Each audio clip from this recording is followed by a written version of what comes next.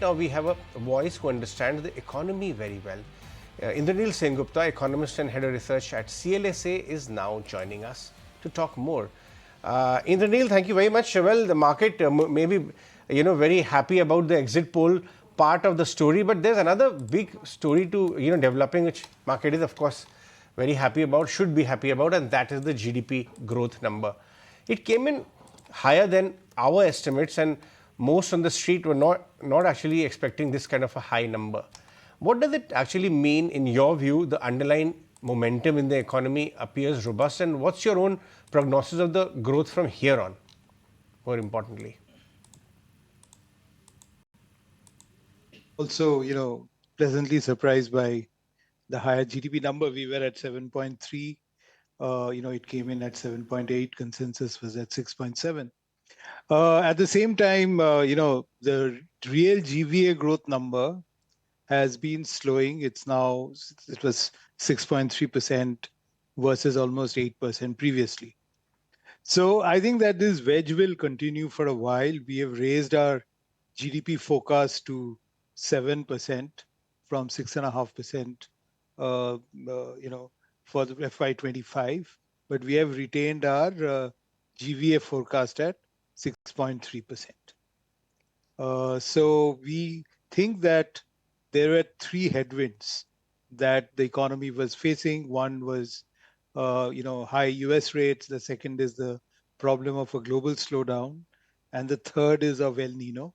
So the third problem is resolving itself because, as you know, that El Nino is fading. We will probably get La Nina, and that will lead to a bumper Kharif crop by the end of this year. Now, where the problem of high rates go or don't go obviously depends a lot on the Fed. As of now, we think that the Fed will cut in November, and therefore the RBI can start cutting in October. So October rate cut perhaps from RBI, November from the Fed, but a lot of global factors to watch out for as well.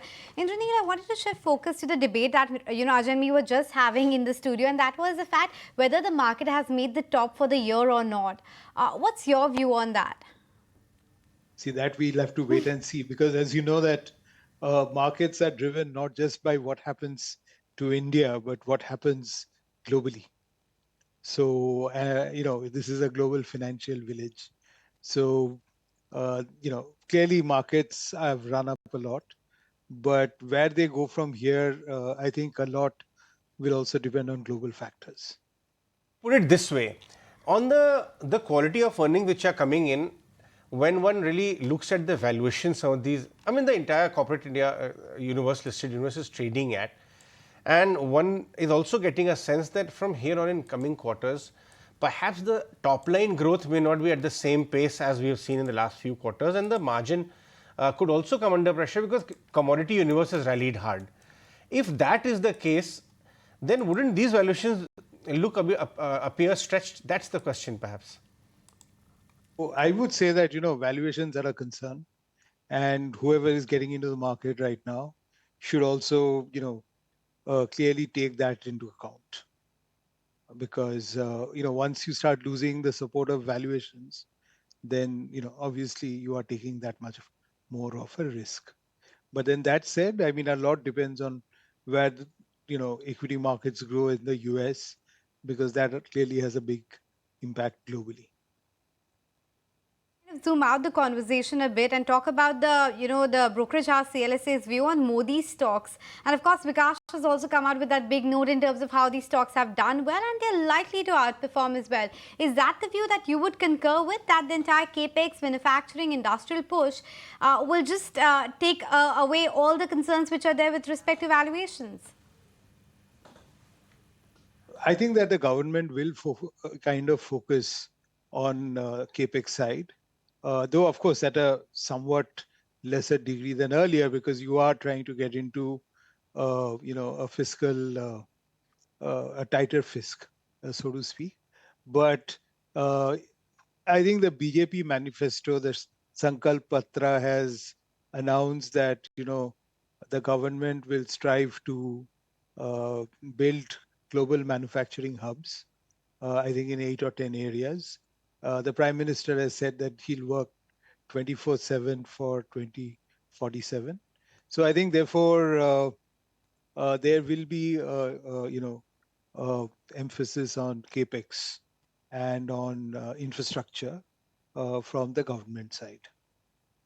And Right. Indranil, if I could come in over here, all of that is surely clearly taken and much appreciated too. But there is a small section of the economy, which is the agrarian economy, which has not been doing very well.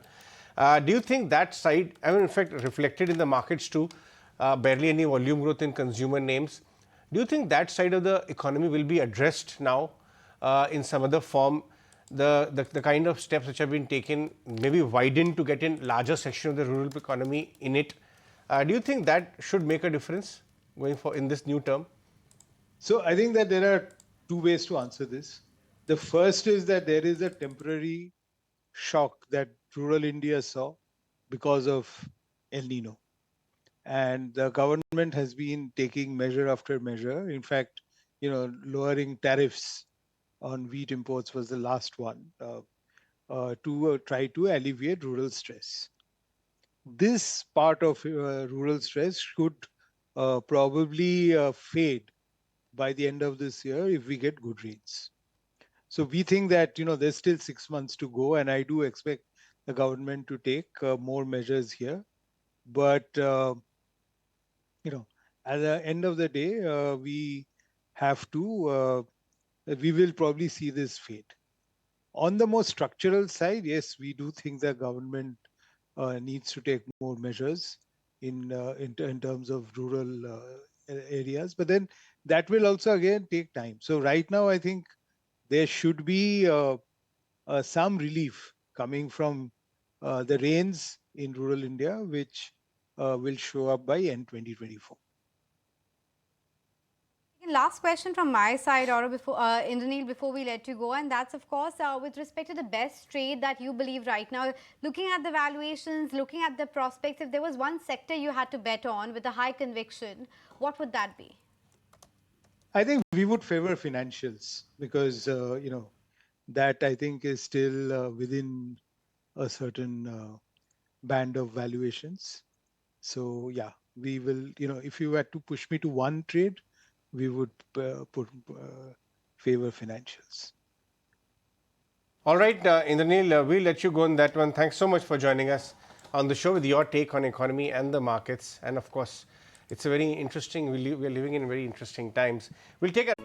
If you like this video, then like, share and subscribe to ET Now.